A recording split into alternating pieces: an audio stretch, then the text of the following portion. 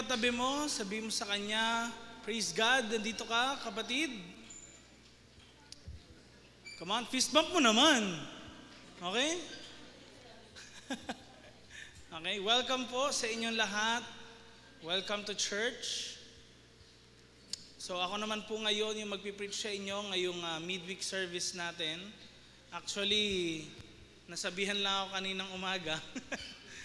But then, I believe ito rin yung matagal nang na-prepare ko rin na sermon na alam ko swak din sa kapanahunan natin kasi alam natin marami sa labas nag-celebrate ng kanilang mga pagmamahalan, pag-iibigan, That is good and all.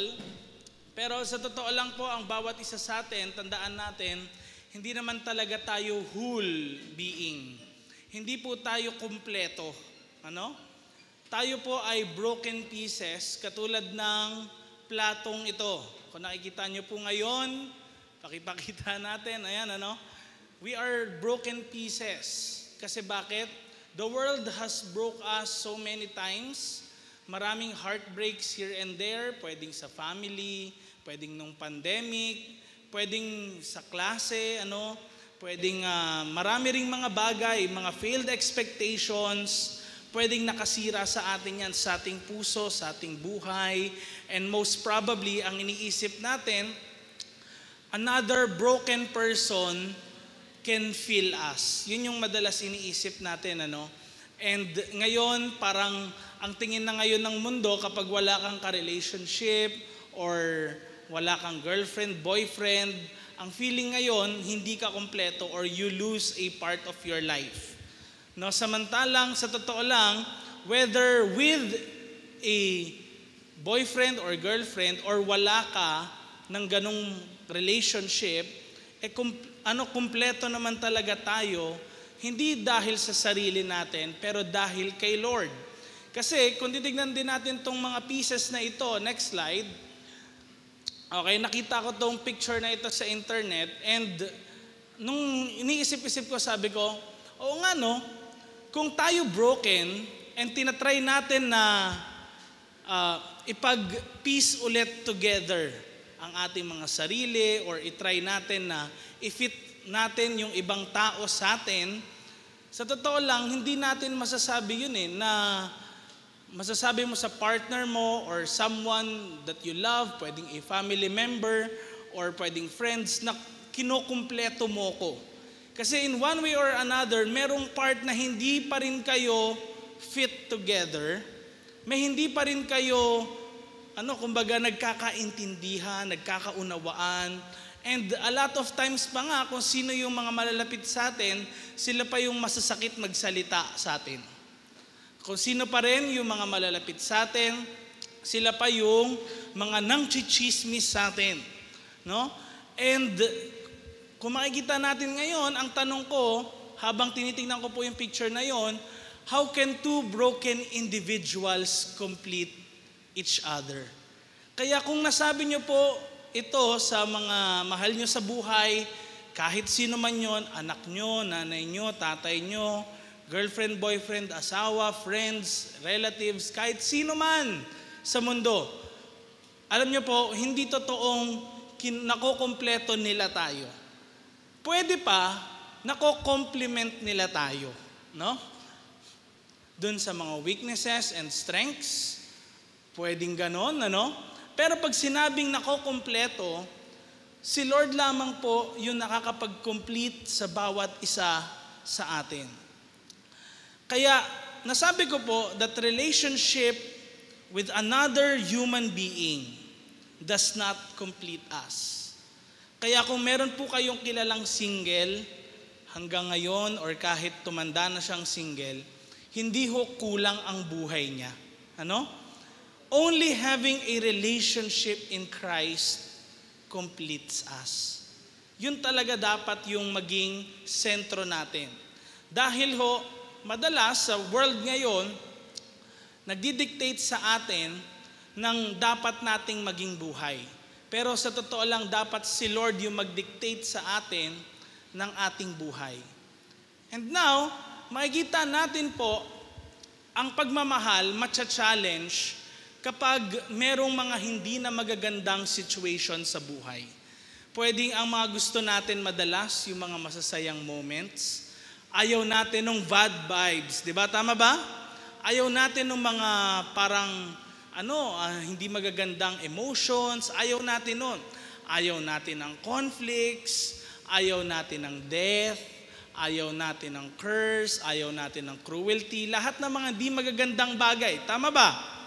Actually, sinong naririndi dito kapag sa umaga na lang, di ba? Laging awayan ng magkakapatid, awayan ng mag-anak, laging sigawan dito, sigawan doon. And I don't know kung ano yung family na kinabilangan mo, pero alam niyo po, one thing is for sure, yung love ng Panginoon, na-test din at time na kung saan merong napakalaking disaster, at time na kung saan merong hindi magandang bagay. And alam niyo po, ito ang ating topic for today, God's love at ground zero. Mahal ka pa kaya ng Diyos kapag bumagsak na, gumuho na ang lahat? Ano? Or is God's love still there kung wala na? Nasira na ang lahat. Now, alam niyo po, pag sinabing ground zero, tumutukoy po ito sa isang site ng devastation or disaster. No?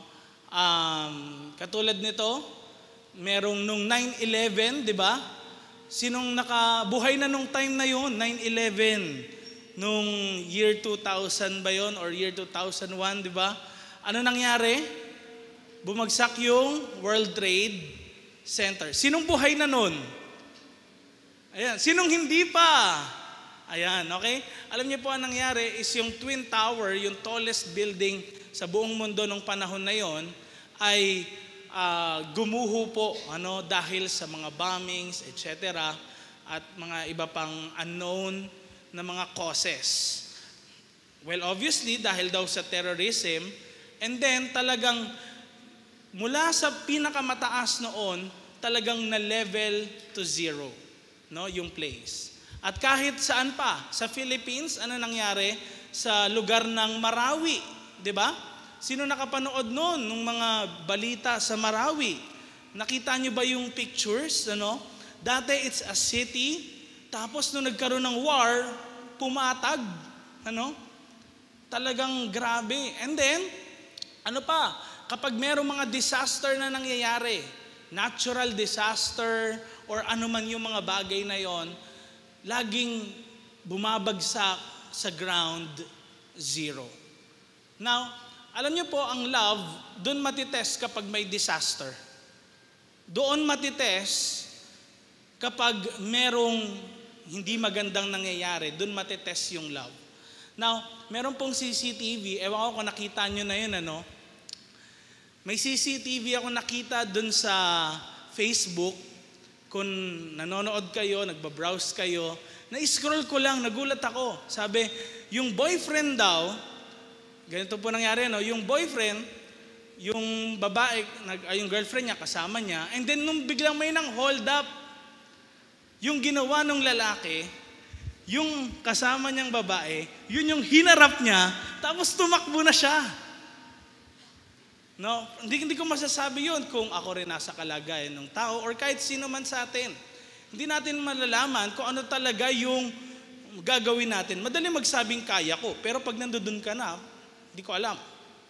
Kaya mo ba talaga? Para sa pamilya mo, sa kapatid mo, sa anak mo, kaya mo ba talaga?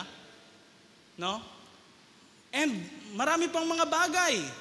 Nung nagkaroon ng relief dun sa Leyte, bumaba, yung helicopter. Anong ginawa ng mga tao? Talagang dumugan lahat, kahit saang direksyon. Hindi na nagkaroon ng kaayusan. Hindi tayo katulad nung Japan, na kahit marami sa kanila hindi naniniwalang may Diyos, pero merong kaayusan because they love the country. Actually, sa Japan pa nga, Meron silang ilang oras na, anong tawag dito? Overtime. Bigay nila daw yun para sa bayan. Pero sa atin, di ba, madalas, wala pa yung uwian, ready nang umuwi, di ba? Kahit sa Sunday din na service, wala pang benediction, nasa likod na, ready na lahat, di ba?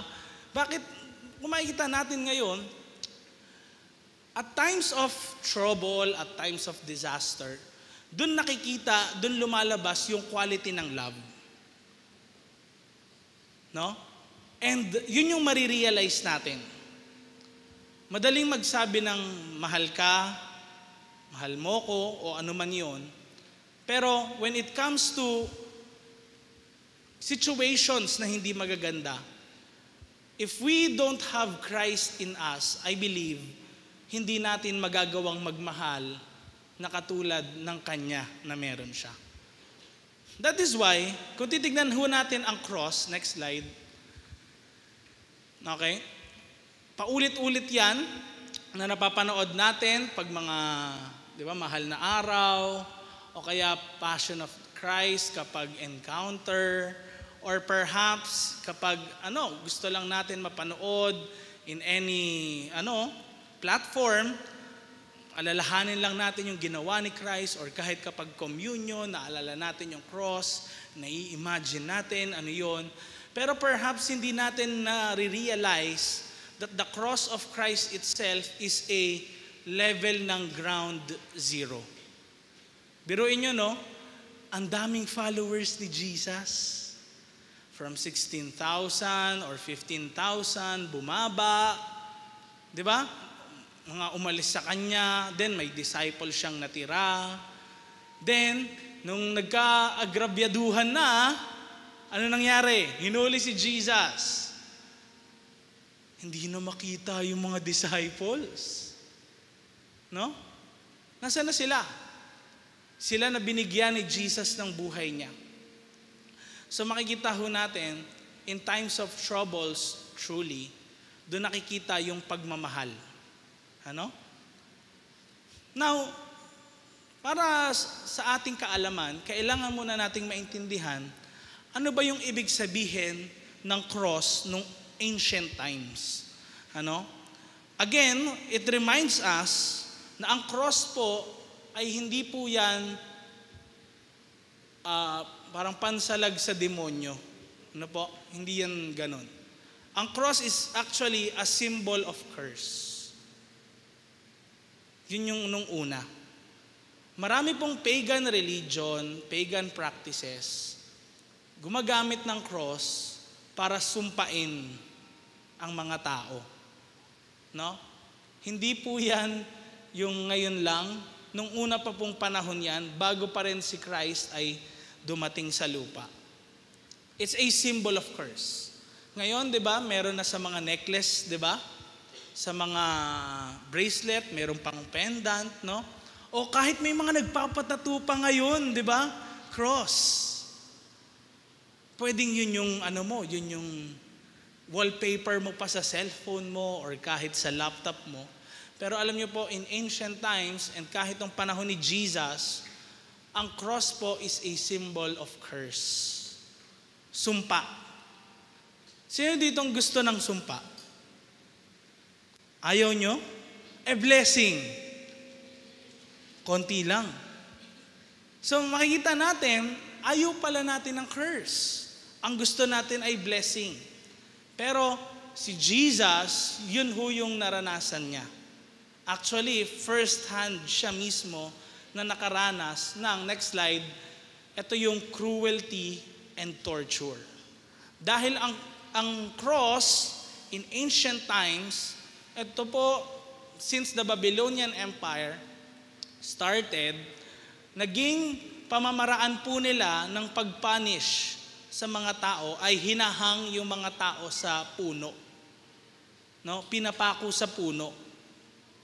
Ganon ho. So dati, actually, wala pa yung ganon, yung sa side.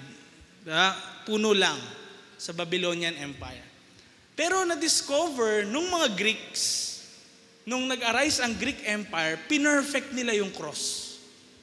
Yung talagang, alam nila to the last breath, mahihirapan yung tao. Yung parang uunti-untiin ka hanggang maubos ka. Ganon ka klase, yung paghihirap. Now, ganon yung ginawa nila, na kung saan para sa ganon, mapakita sa maraming tao, na kapag kinalaban nyo kami, yun yan, ganito pwede nyong danasin. Now, Christ experienced that. And pwede nga, di ba, kapag binalaan ka, bibigay mo ba yan? Kapalit ng buhay nito. Di ba, may mga ganon. O kaya, pag dumating sa time na kung saan kailangan mong mamili sa dalawa. Pwedeng, di ba, kapag halimbawa may cruelty, may torture, pwedeng, sige, iyaan mo na nga lang, bigay na lang. Tama ba? Pwedeng ganon eh. Kaya mo ba mapagpalit yung mahal mo sa buhay? Para lang sa pera? Or sa anuman? Kapag binalaan ka ng torture, okay, ano ba? Tatanggalin ko yung mga kuko mo na bagong manicure. Isa-isa. Oh, di ba? Masarap ba yun? Hindi. So hindi itong masakit pag nabunutan ng ngipin. Di ba? Eh kung isa-isahin ko yan, i-deny mo nga si Christ. Kaya mo? Di ba? Hindi natin masasabi. For some, baka gawin nyo? I-deny mo mga magulang mo. Sumpain mo sila. Kung gano'n yung kapalit. No? Cruelty and torture. Next is fear and intimidation. Alam nyo po, ito yung sinisignify ng cross na huwag mong titignan. Laging nilalagay yung cross actually sa high places. Pag nakita ng mga tao, di na nila titignan ulit. Kasi for the ancient people, pag tumingin sa cross, nagiging marumi ka. In a sense, ibig sabihin nun, yung kasalanan nila pwedeng umano daw sa'yo. Pamahiin lang yun, Pwedeng lumipat sa'yo o kaya mangyari rin yun sa'yo, ganon. Kaya sa totoo lang ho, kapag nasa mountains yan, kita yung cross, nakayuko yung mga tao. Ganon ho ang nangyayari. Isang tingin lang, di na nila titignan ulit. No? Merong fear and intimidation. No? Na nabibigay yung cross. Yan po ay hindi ngayon, again, yan ay mga practices and culture nung unang panahon. Panahon ni Jesus at nung bago pa siya bumaba. Next ay shame and humiliation. Ito po yung isa rin sa sinisignify ng cross. Yung, anong sa Tagalog ng shame? Kahihiyan. Bakit? Dahil kung nakikita ho natin sa mga statues ngayon or mga ginagawang carvings ng mga tao, pwedeng may saplot pa, yung nakapako sa cross. Pero alam niyo po, sa totoo lang, yung pagpapako sa cross, wala talaga. As in, kahit babae ka, wala rin. Talagang hubot-hubad ka. Kaya yung nakikita nating napoportray kahit sa Passion of Christ, ganyan na si Jesus doon, nakaano pa. Wala po, walang ganun. It's a walk of shame actually. It's a walk of shame. Nadala-dala yung cross ng hubot-hubad. Kung yung mga tao ngayon, pag may hubot-hubad, tuwang-tuwa, nung nasa PUP kami, merong ganun eh. Anong tawag sa ganun, Bert? Kuya Erwin? Ayun, pylon run. May ganun, tuwang-tuwa pa yung mga tilian lahat. Kasi may mga tumatakbo na hubot-hubad, tapos nakabalot yung mukha nila, hindi nakikita. Abaho, iba yung cross. Bakit? Wala kang balot. Kahit sa mukha mo. Hindi ka papayagan. So just imagine yung nadudulot ng cross na ito. Banggitin nga natin, ano yung una? A symbol of curse, cruelty and torture, fear and intimidation, shame and humiliation. Then last dito, Next slide please. Rejection and outcasted. Kung sino man pong related dun sa napako sa cross or ipapako sa cross, lalayuan ng society. Iiwasan. Ganun ho. Kung halimbawa, eto na si Mark Manulid, nasa harapan ko, punta ako dito. Iikot pa akong ganun para hindi ko siya makausap. Kaya, nakita nyo kung bakit si Peter dinenay niya si Jesus 3 times? Bakit? Nung panahon nila, hindi ko nakakatuwa. Yes, pinako na si Jesus. No? Uy, yung papako dun, friend ko yun. Hindi ko ganun. Pero gets natin ngayon na nung sinabi niya, Lord, kaya ko mamatay para sa'yo. Tapos, di ba ano nangyari? Na-test kung kaya ba talagang mamatay ni Peter para kay Jesus. Nung tinanong na, di ba disciple ka ni Jesus? Ay, hindi. Sabi ni Peter, di ba? Kasi sino mang ipako sa cross, anyone na related doon, close doon, will be rejected and outcasted. Sino ditong nabuli na? Ganon din ho, yung feeling. Pero on another level. Take note nung unang panahon, hindi ho ganito kadami yung tao. Lahat magkakakilala. Kasi isa ng malaking syudad, pag merong 1,500 na tao, ang typical na city, nasa 300 lang yung mga tao. So, parang attendees natin sa church. Ang ganun lang. No?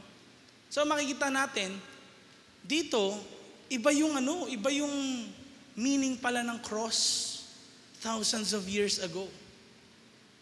And yet,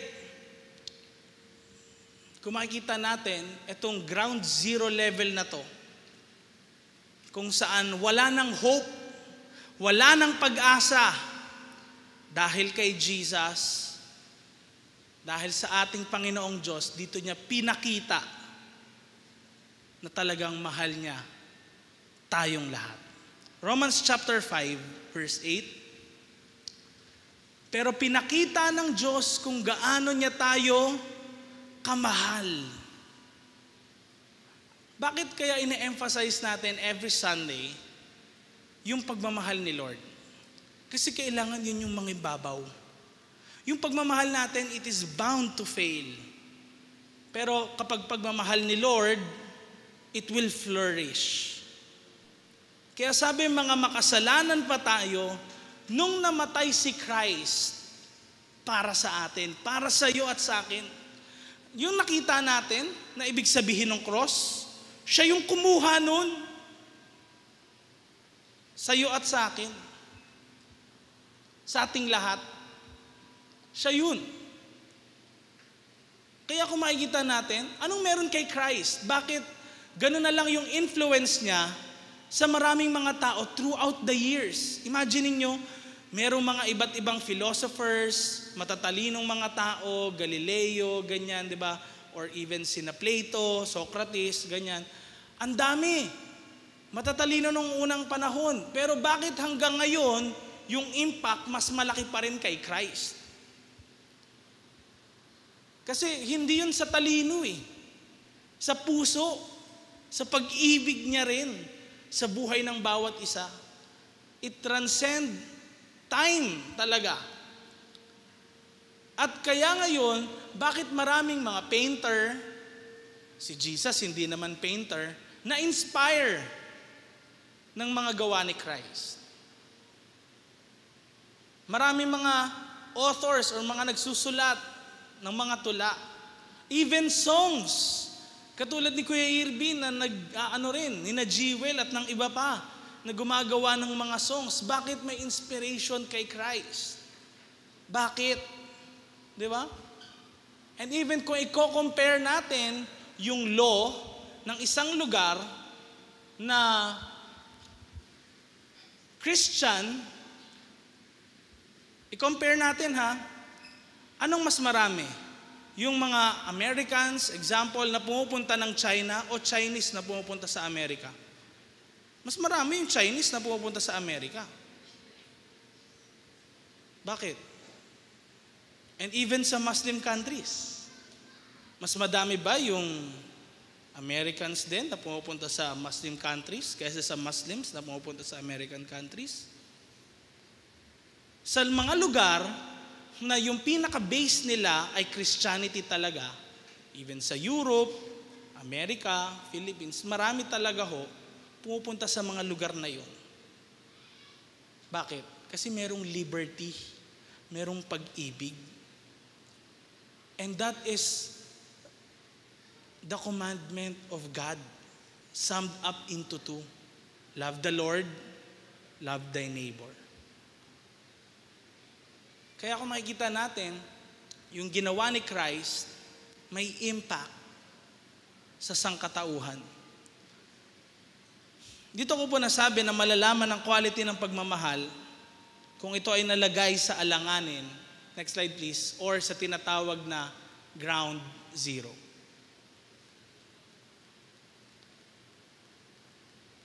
Now, si Jesus nalagay dun. Pwede naman siya hindi magpapako, di ba? Ba't ako mamamatay para dyan? Ba't ako mamamatay kay Hana? Para kay Hana? Para kay Irish? Para sa mga ilan dito? Bakit? O para sa lahat ng tao? Bakit? Kasi ganun niya tayo kamahal. And you know, kahit minsan, katulad na nakwento ko kanina, yung 9/11 na yan, next slide please. Nagulat actually yung mga tao eh. So, what comes down, nung nangyari yon, gumuho yung World Trade Center, so syempre, maraming namatay. And then, yung mga tao ngayon, they started na, teka, tanggalin natin yan, isa-isa, no? Ayusin natin, baguhin natin.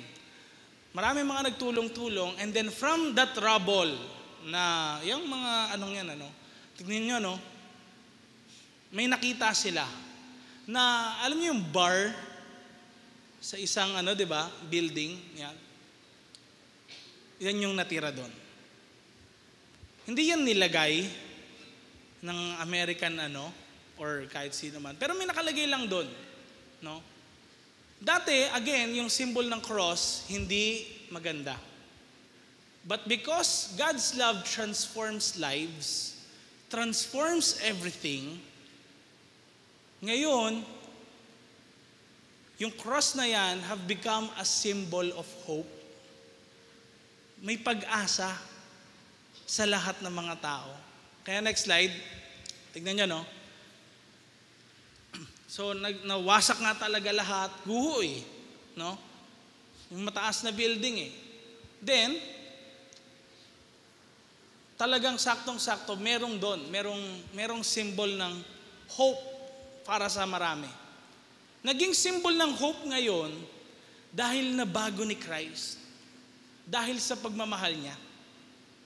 Yung nakikita natin, kung tayo nabuhay ng 2,000 years, makikita natin yung pag-change ng concept or ng idea ng mga tao. Teka, dati hindi maganda yung nito, ngayon ito yung nagiging nila, concept or idea. Bakit?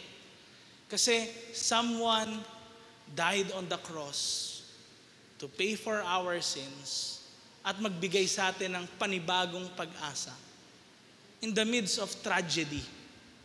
Kaya magulat kayo, no?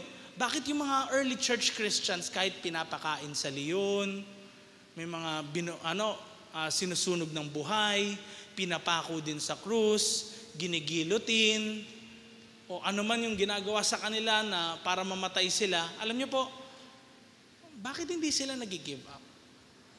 Anong meron? Kasi totoo yung ginawa ni Christ sa iyo at sa akin. Ni walang isang disciples na namatay para sa politics, para sa pera. Wala ho. Wala ni isang disciple ni Jesus na namatay para doon. Para sa position. Wala. They all died because of Jesus Christ. Kung hindi, tanong nyo, kung hindi totoo yung ginawa ni Christ, pwede lang sabihin, di ba? Ay, hindi nga, kasinungalingan lang po lahat. Pero totoo yung ginawa ni Christ sa iyo at sa akin. That's why today, we have hope. And nakakatuwa, nung nabasa ko po sa USA Today News, next slide, sabi nung isang na-interview ni Rick, sabi niya, exhausted and traumatized by his labors, the man dropped to his knees in tears. It was a sign. Nung nakita daw, ni Frank Silechia, sabi niya, a sign that God hadn't deserted us. Pwedeng tingin natin kapag may disaster na nangyari, even sa church, even sa members natin, sa family natin, sa relationships na meron tayo, parang tingin natin parang wala ng pag-asa. Pero let me tell you, the cross reminds us that there is hope. Yung cross na po mga kapatid, yung pinakagrabe, yung ground zero talaga, na pwedeng maranasan ng isang tao. Yung 5 bagay na yun na sinasabi ko po sa inyo, yun yung sinisignify ng cross. Pero, ano nangyari? Dahil kay Christ, nagkaroon ng pag-asa. His love changed everything. Kaya yung cross na yan, actually, next slide, tinayo ngayon, dun mismo, sa lugar kung nasaan bumagsak yung World Trade Center nung time na yun.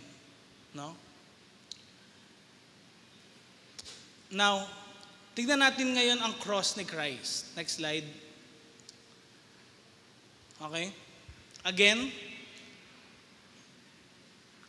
ano ba yung ginawa ni Christ? Bakit napaka-importanting i-preach natin ito? Bakit napaka-importanting kailangang ulit-ulitin natin ito? Actually, minsan, nasasabi ko na noon kina Bishop, kina Pastora Isabel, sabi ko, wala na ba kayo ibang ma-preach? Tinanong ko talaga sila. Kasi bakit na lang lagi about Jesus, then mapapako siya sa cross, ganyan. Sabi nila, yun naman talaga lang kasi rin yung nakalagay din sa Bible. Kung ano yung mga stories din na nasa Bible, yun lang din. Walang iba. Hindi ko madadagdagan yan. Pero makikita natin, in those stories, ando dun yung fullness of what God has done for you and me. Hindi yung basta sinagip ka lang ni Lord, merong may jeep, pagtawid mo, sinagip ka. Hindi lang basta yun eh. Kung hindi itong ginawa ni Christ, hindi ito pang-minsanan lang. Pang-eternity to. Pang-habang buhay to. Pwede kang mag-enjoy ng 50 years. Kung ikaw nasa 50 na ngayon, tas 100 years ka, katulad ka ni Enrile, di ba? Mag-turn 20 na mamaya. Di ba? Pwedeng ganun eh. Ma-enjoy mo 50 years mo, pero how about eternity? And marami sa mga mahal natin sa buhay, marami rin sa mga friends natin, marami sa mga kakilala natin, kahit ka-office mate natin, kaklase natin, di nila alam to. Or perhaps natatakot tayo because we think na baka feel nila corny tayo or something, or parang nahihirapan tayo. Pero if we just know the value of that love, for sure, ikukwento natin. Amen. In 1 Corinthians chapter 1, verse 17, si Paul nagsabi sa kanila, Christ did not send me to baptize, but to preach the gospel. Lahat tayo eh. We are sent by the Lord to preach the gospel. To go and make disciples. Hindi dahil sa mga magagandang flowery words, hindi sa mga blessing, hindi sa mga nakakakiliti ng tenga, pero ang pinipreach ni Paul, ang ginagawa ni Paul ay i-preach ang gospel. Pag sinabing gospel, ito yung kapangyarihan ng Diyos na magpalaya, magbigay ng pag-asa, magbigay ng kalakasan, at magparanas ng pag-ibig niya sa bawat isa. Kaya nasabi ni Paul, lest the cross of Christ be emptied of its power. May kapangyarihan sa cross ni Christ.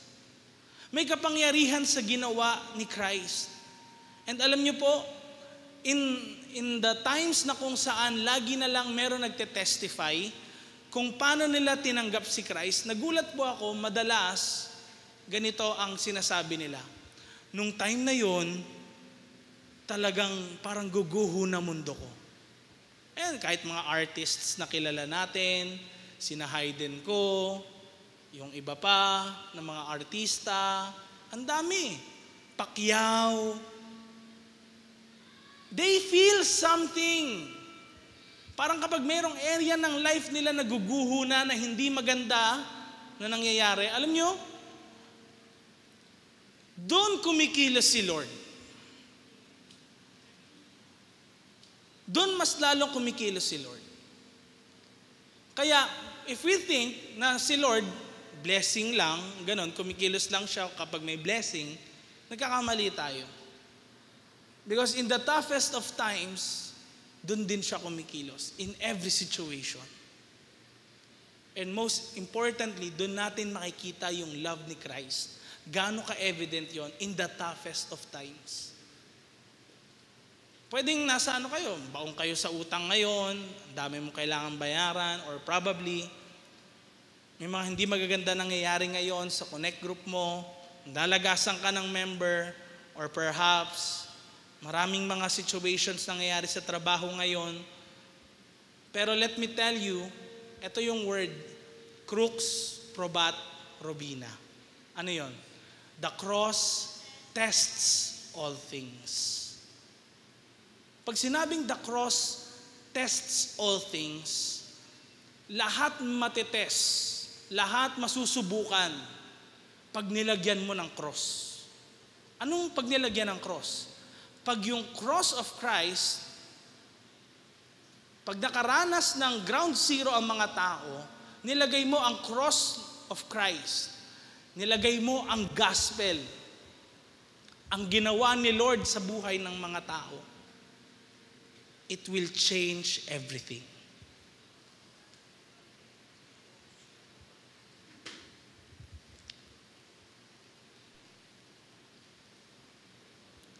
Kaya, sino yung mga ilan sa mga Bible characters na na-meet ni Jesus, tapos binigyan niya ng pag-asa sa ground zero nila na level? Kasi iba't iba yung ground zero natin. Diba? Una na po, 4 lang mababanggit ko kasi marami to eh. Una, yung man, number 1 muna, okay? Yung man beside Jesus. Okay? Again, who are some Bible characters whom God met and gave them hope in ground zero?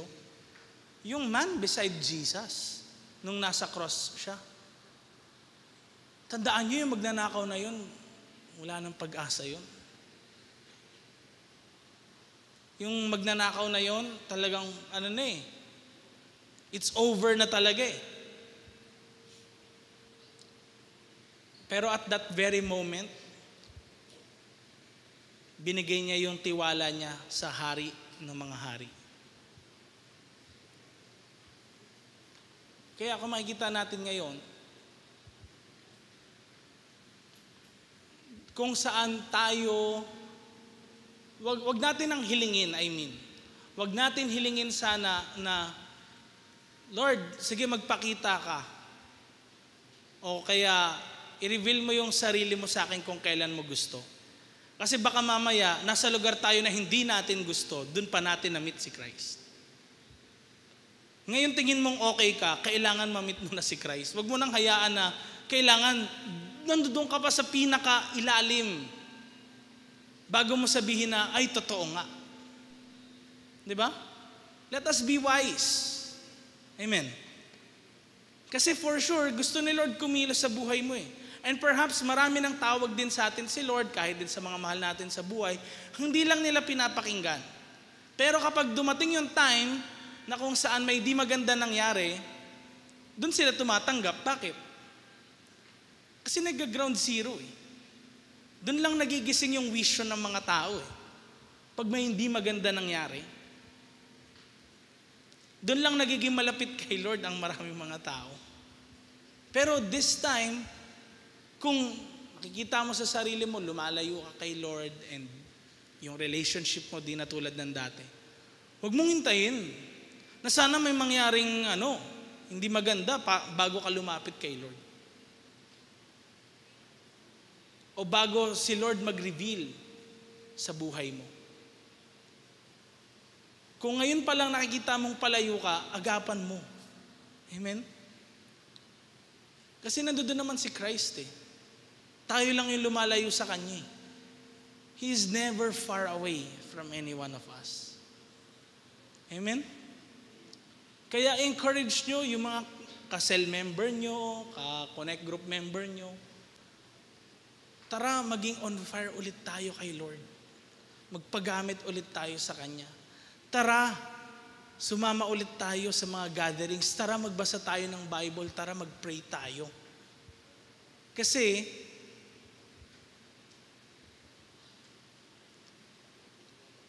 hindi na natin kailangan hintayin yung ground zero para lumapit tayo kay Christ. Amen? Next slide. Sino yon? Peter. What happened to Peter? Again, siya yung laging bida eh. Diba? Bida kid to si Peter lagi eh. Tas diba, nung lagi siya napupuri ni Jesus. Then sabi niya pa, dadaan muna sila sa bangkay ko bago sila diba? Then, tinutuwa niya si Jesus after nung yun, napako na si Christ, nalibing. Bumalik ulit si Peter sa pamamangka, di ba? Bumalik siya dun eh. Then, biglang may voice na nagsabi na, "Oy, tagal nyo na dyan, doon naman sa kabila, doon nyo yung lambat nyo." Then, ginawa. What happened? Dami na lang nahuli. Then, humarap in the book of John, si Peter kay Jesus. Diba? Sabi ni Jesus, "Feed my sheep." Pinagkatiwalaan pa rin siya ni Jesus. Ando doon siya sa ground zero ng buhay niya, bumalik na nga siya. Sa dati niyang sinuko, diba? Kasi noong una, "Lord, sige, susundan kita." Iniwan niya na yung bangka niya, iniwan niya na yung net niya.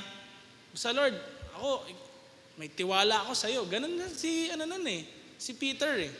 Pero what happened after nung cross? Parang gumuho lahat din yung pag-asa ni Peter. Siyempre, si Jesus lang inaasahan nila eh. Ng 12 disciples eh. Pero binangon ulit siya ni Jesus. Just as Jesus is raised up from the dead. Binigyan niya ng pag-asa si Peter. Kaya in the midst of disaster, or yung mga di magagandang nangyayari sa buhay natin, merong pag-asa. Amen? Next, sino pa example? The bleeding woman. Bleeding for almost ilang years din. Ang tagal na.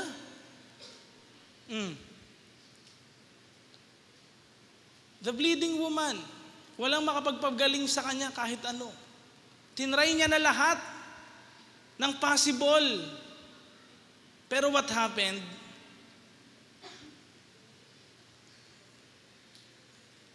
Nung nahawakan niya nga lang yung laylayan ni Jesus eh. Tignan niyo, no? Matagal na nagre-reach out si Jesus sa atin. At times, nahayaan din naman niya tayong lumapit sa Kanya. Knock, and the door will be open. Seek, and you shall find. Madali lang lumapit kay Lord. Pero the thing is, susunod ka ba sa Kanya? Kahit mahirap. Kasi yung bleeding woman na to, hindi niya ininda yung nararamdaman niya. Hindi niya sinabing, ay hindi, alam naman ni Lord yung kalagayan ko. Di ba? Hindi naman siya ganun eh. Yung umupo na lang, ay, iyaan mo na yun. Basta, ako, may tiwala na lang ako. Di ba? Pwedeng ganun lang nasa isipan ng ano, pero ba't di ganun yung ginawa ng bleeding woman? At times in our life, kailangan din, tinatry natin, nag-e-effort din tayo. Magbigay tayo ng time for the Lord. Even kahit mahirap, kahit tinatamad tayo, kahit may nararanasan tayo hindi maganda sa katawan, we must reach out. Amen? Kasi hindi naman malayo si Lord sa iyo at sa akin. Ano pa? Last but not the least, the woman at the well. Uhaw na uhaw tong babaeng to. Pero, inabot pa rin siya ni Jesus eh. Kahit marami naging asawa, kahit Samaritan woman to, inabot pa rin siya ni Jesus. Kaya, dito ko po nakita, kung nasa mga difficult situations tayo sa ating buhay, next slide please. Love is tested not in the happiest moments, but in the changing times and difficult situations. Sabay-sabay nga nating basahin yan. 1, 2, 3, go. Love is tested not in the happiest moments, but in the changing times and difficult situations. Again, pag sinabing love, may 4 types. Ano yon? Sino nakakaalam? Next slide. Okay? Philia, Estorge, Eros, Agape. Okay? Philia, ibig sabihin brotherly love. Kaya may Philadelphia, 76ers, na natalo ng Warriors nung nakaraan. No? But makikita natin, yung Philia, hindi yan habang buhay. Friends can be friends pag may benefit ka sa kanila. Or sila sa'yo. Di ba? Or habang buhay sila. Pwedeng ganun eh. Estorge, family love is a good love. Natural love yan. Pero paano kapag tumanda na at namatay yung nanay mo? Or yung anak mo, mas nauna pa kesa sa'yo. It ceases eh. Katulad din ng philia. Lalo na yung eros or sexual love. Paano pag tumanda na at kumunat na? O kaya, paano kapag may ibang nagustuhan? It ceases. Even the feelings ceases. Pero one thing that does not cease, ano yun? Agape, God's love. Hindi natin to taglay. Hindi natin to, dala-dala sa buhay natin. Kasi bakit? Ang source nun si Lord. Kaya ko po nasabi habang ginagawa tong sermon na ito kanina. Next slide please. If we are to love as God loves, that love, anong love yon? Agape, can only come from its source. Kung tayo magmamahal ng mga tao, kahit ano pang relationship yan, pwede mong maranasan nga yung tatlong yon, pero teka, it will cease. Kung love talaga, na agape yung natin, it never fails eh. Hindi rin siya nagsisis. Bakit? Kasi it comes from its source. Sino? Si God. Di ba? 1 John chapter 4. Ano ang sabi? Tignan nyo. Next slide please. Ayan. At alam natin at naniniwala tayo sa pagmamahal ng Diyos sa atin. Ang Diyos ay pagmamahal. At ang mga nagmamahal ay namumuhay na may pakikipag-isa sa Diyos. At ganun din ang Diyos sa kanila. Yung pagmamahal pala natin, kailangan galing sa source ng nagmamahal. Hindi galing sa sarili natin, sa feelings natin, o sa kung sino tayo, pero galing pala dapat sa source, which is God. God's love. What is God's love again? Napakita ko po ito ng linggo. 4 na bagay. Selfless love, sacrificial love, unconditional love, and unchanging love. Alam na to ng bawat isa sa atin. Pero kailangan maulit. Bakit? Kasi ganito tayo minahal ni Lord. And pag inaalala natin ang inaalala yung ginawa niyang pag-ibig sa iyo at sa akin, alam niyo po, mabubuo sa heart natin yung confidence, yung trust. Tapos, talagang gagawin na naman natin yung mga bagay na para sa Diyos na merong pag-ibig. Kasi ginagawa na natin yung best kasi mahal natin si Lord. Kaya tuloy, minsan, di natin nagagawa yung best at times, dahil inutusan na lang, kaya natin gagawin or parang wala na sa puso natin isang bagay. Kasi, hindi na na-develop yung love din sa atin, sa ating buhay, na we do it for the Lord. Kaya kung titignan natin, kung lahat talaga ng mga politiko, businessmen and women, or kahit sino mang Pilipino sa balat ng lupa, kung merong klase ng pagmamahal ni Lord, for sure, hindi man lalamang sa kapwa. For sure, magbibigay ng tama. For sure, hindi malilate. For sure, gagawin yung best. Pero hindi ganun eh. Paano nga mag-start? It starts with us. It starts with you and me. Sabi mo sa katabi mo, nagsisimula yun sa'yo. Kasi kailangan yung love natin, ang source ay sino? Si God. Kaya agape love is always shown by what it does. Kung paano niya ginagawa yung pagmamahal, nakikilala yon sa mga gawa niya. Hindi lang sa pananalita. Madaling sabihin na mahal mo ang isang tao, pero kung wala sa actions, again, pag wala sa actions, mahirap maniwala. Mahal kita tapos sinasampal-sampal mo, di ba? Binubugbog-bugbog mo. Sinasaktan mo ng sinasaktan.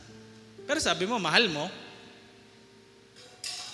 But God's love, tignan natin tignan nyo yun. God's love is displayed most clearly saan? Sa cross. Kaya, right place, right time talaga yung pagbaba ni Jesus. Right place, right time na kung saan alam ng mga tao, ito yung meaning ng cross.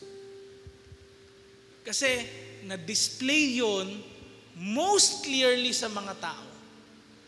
Na oo nga, ganito tayo kamahal ni Christ.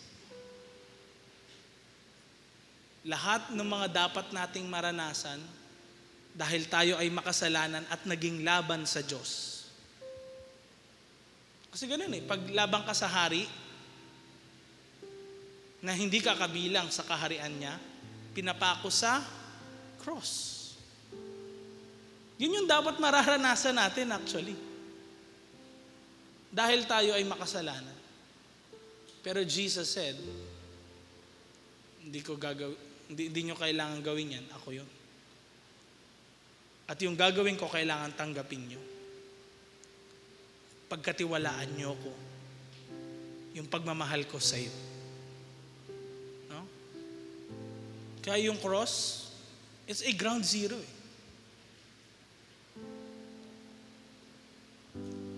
Yun yung ground zero.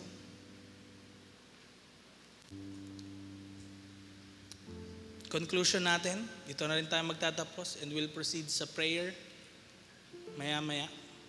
Sabay-sabay nating basahin. Let us make Jesus the cornerstone of every relationship. With His love, our relationships are complete. Yung pagmamahal natin na kayang ibigay natin sa mga mahal natin sa buhay, sa mga taong malapit sa atin, limitado yun eh. But one thing that is not limited is the love of God. Na makikita kung ko-connect tayo sa source ng pag-ibig na yun. Kaya, alam nyo ba yun? Na may survey, sa Amerika to ginawa, 96% sa lahat ng mga churches sa Amerika, 96% sa lahat ng churches sa Amerika ay puro may strong relationships. Para nasabing strong, walang hiwalayan, walang cheating, walang ano. Kung ikukumpara sa mga tao na hindi nag-church, pag hindi nag-church ang mga tao, alam nyo po, 98% ng hindi nag-church, either may cheating, either may bugbog ganyan sa bahay, etc. Hindi maganda yung relationship, ganun po.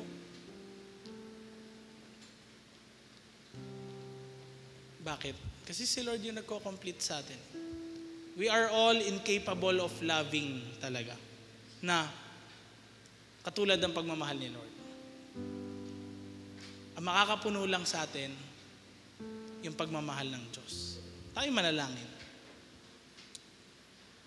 Lord, we remember